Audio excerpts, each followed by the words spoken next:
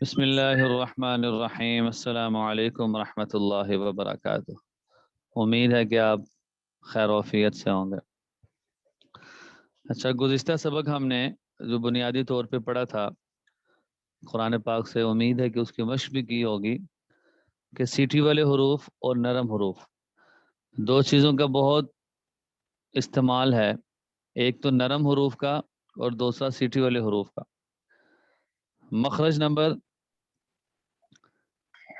12 اور 13 میں ہم نے 12 میں یہ پڑھا تھا کہ نرم حروف 3 ہیں، سا، زال اور ضا۔ محترم، یہ جو سا، زال، ضا ہے، ان کا مخرج کیا تھا؟ زبان کی نوک اور ثنایا علیہ کا کنارہ، سا، زال، ضا۔ زبان جب ثنایا ہیلو علیہ اوپر والے دانتوں کے کنارے پہ لگے گی اسی وقت یہ سنبھالو۔ جی کچھ کہنا ہیلو چاہ رہے السلام علیکم۔ ہیں؟ جی وعلیکم السلام۔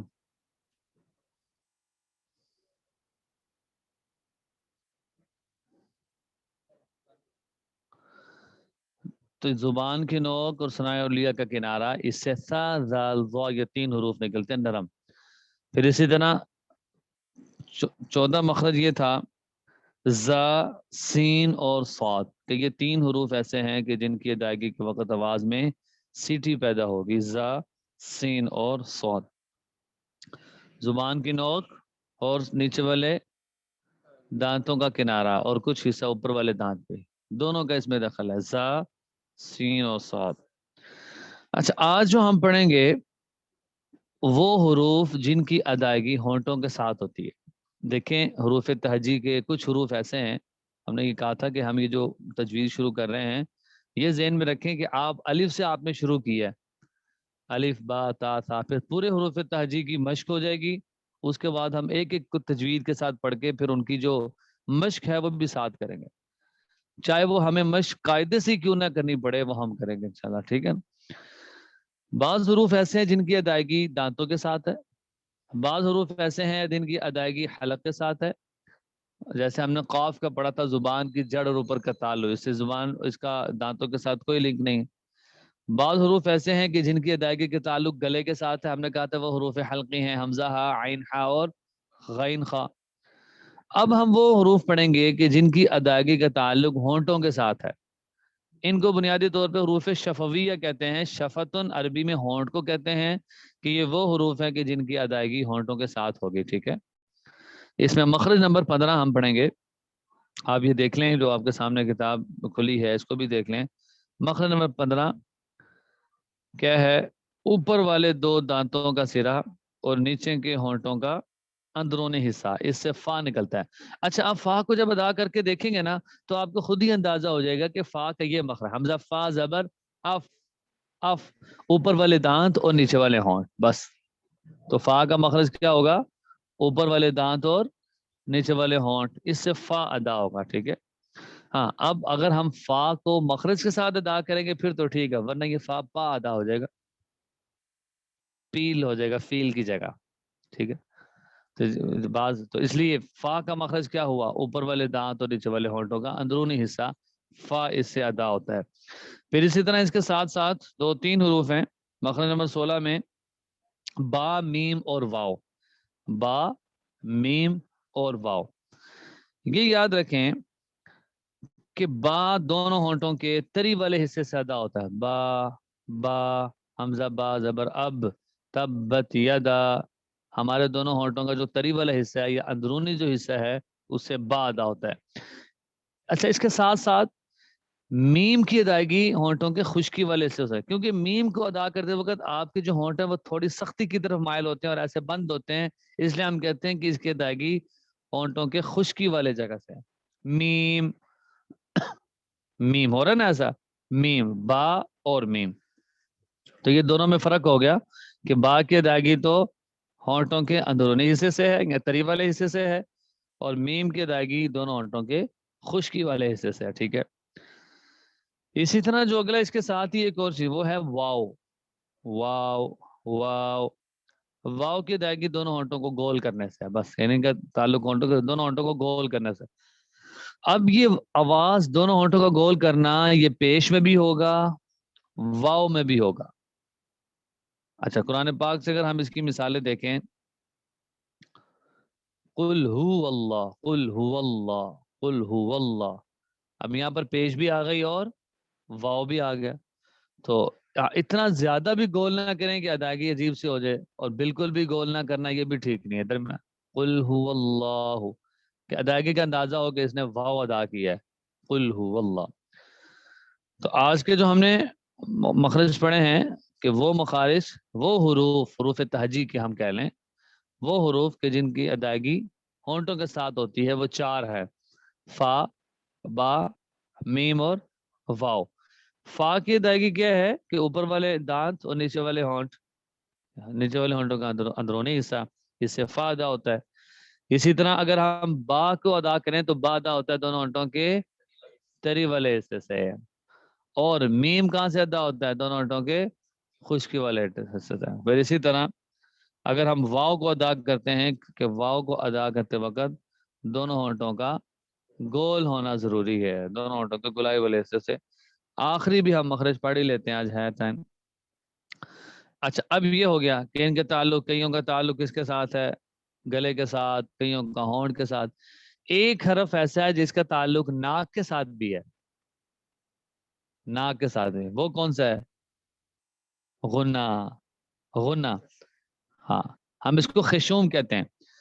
اچھا خشوم کس کو کہتے ہیں؟ یہ دیکھیں آپ کے سامنے ایک تصویر بنی ہوئی ہے، اس نے تو اس نے ناک کے بانسے کی طرف ریڈ کلر کا ایرو بنایا ہوا ہے کہ یہ ناک کا بانسا ہے. تو لیکن یہ بہت اونچا بانسا بنایا ہوا ہے، درمیان میں ہوتا ہے، ویسے ایرو بہت اونچا ہے. ایرو تو یہاں پہ ہے، نہیں، پیشانی سے تھوڑا نیچے ہے، ٹھیک ہے. تو یہ ہے خشوم. خشوم کا مطلب کیا ہوتا ہے کہ ناک میں آواز جاتی ہے جب ہم غنہ ادا کرتے ہیں. اب غنہ کس پہ ہوتا ہے؟ سین پہ، لام پہ، جیم پہ؟ نہیں، صرف دو حروف ایسے ہیں جن پر غنہ ہوتا ہے، وہ ہے نون اور میم. ہاں باقی آگے جا کے ہم ڈیٹیل پڑھیں گے کہ حروف یرملون ہے، یہ ہے، وہ ہے، فا ہے. لیکن ابھی تک جو ہم نے پڑھا کہ نون اور میم پر غنہ ہوتا ہے جب وہ مشدد ہو جائے، ان کے اوپر تشدید آ جائے، چھوٹا ڈبلیو آ جائے. اب جب آپ غنے کو ادا کر رہے ہوں گے تو آپ کی مکمل آواز ناک میں جائے گی. ان الذین، ان الذین، ٹھیک ہے، آواز ناک میں جا رہی. پھر اخفاء اور غنے میں کیا فرق ہے؟ وہ جب بات آگے آئے گی تو تبھی انشاءاللہ کریں گے کہ اخفاء کیا ہوتا ہے، ما کانا، یہ کیسے ادا کرنا ہے، اور ان، یہ کیا ہوتا ہے، فرق کیا ہے، وہ آگے جا کے آگے انشاءاللہ. تو فی الحال ہم ادائیگی کا طریقہ سیکھ رہے ہیں کہ غنے میں آواز ناک میں جاتی ہے، اسی کو خیشوم کہتے ہیں، کہ ناک کا بانسا. کہ غنہ ایسا ہے کہ جس کی ادائیگی ناک کے ساتھ ہوتی ہے. اور غنے والے حروف جو شمار ہوتے ہیں وہ دو ہیں، واو اور، ہاں، نون اور میم. کہ نون اور میم کی ادائیگی ناک کے ساتھ ہوگی. تو انشاءاللہ اب یہ آپ دہرا لیں، ٹھیک ہے. یہ سیٹی والے حروف، نرم حروف، وہ حروف جن کی ادائیگی کس کے ساتھ ہے؟ ہونٹوں کے ساتھ ہے. اور خشوم، ان کو دہرا لیں تاکہ بھول نہ جائیں. آدھے منٹ کی بریک ہے.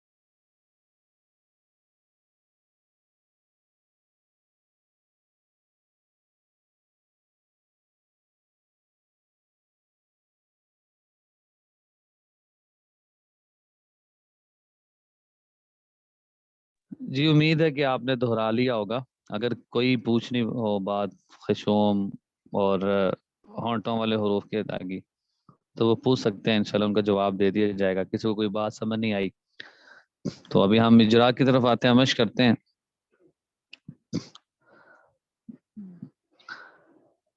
بسم اللہ الرحمن الرحیم. بسم الله الرحمن الرحيم إنا أعطيناك الكوثر إنا أعطيناك الكوثر فصل لربك وانحر فصل لربك وانحر إن شانئك هو الأبتر. إن شانئك هو الأبتر. صدق اللہ العظیم. اس میں دیکھیں سب سے پہلے نون مشدد ہے جس کی بھی بات ہوئی تھی انا، تو اس کی ادائیگی کہاں سے ہوگی؟ اور جو آن لائن ہے وہ بھی بتا دیں، میسج کے ذریعے سے بتا دیں کہ انا کی جو نون ہے اس کی ادائیگی کہاں سے ہوگی تاکہ اندازہ بھی ہو جائے کہ آپ کی توجہ ہے کہ نہیں ہے. انا میں یہ جو ابھی ہم نے پڑھا تھا خشوم، اس سے یہ ادا ہوتا ہے انا. جی بالکل ٹھیک ہے جواب. ناک سے ادا ہوگا انا، ٹھیک ہے. اعطینا، اب یہ دیکھیں ہم نے عین کا بھی مخرج پڑھ لیا کہ عین کو کہاں سے ادا کرنا ہے؟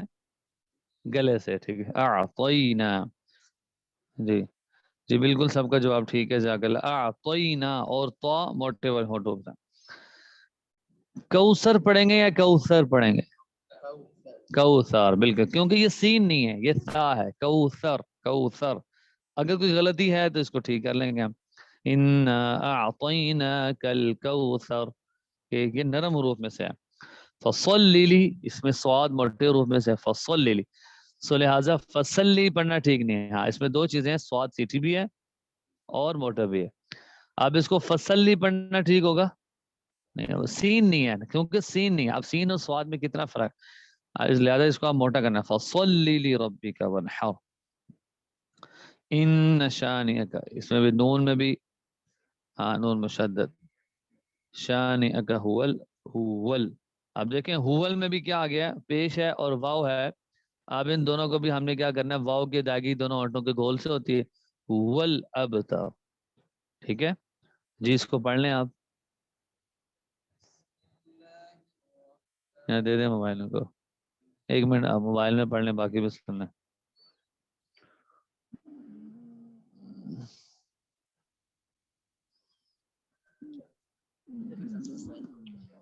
جی ایک منٹ، یہ سوال کے ایک منٹ میں ان کے سوال کا جواب. سا سا سا زال زوا نا جو نرم حروف ہیں ان کا مخرج یہ ہے زبان کی نوک اور اوپر والے دانتوں کا کنارہ.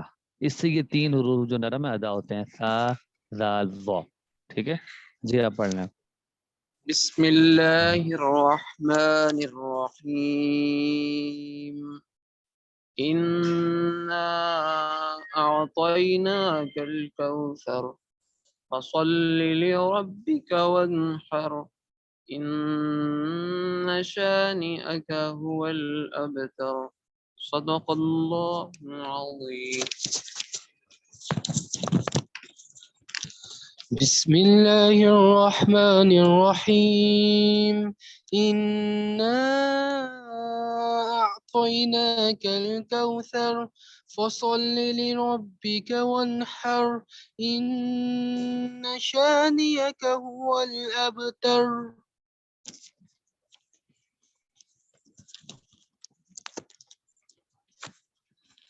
بسم الله الرحمن الرحيم إنا أعطيناك الكوثر فصل لربك وانحر إن شانئك هو الأبتر.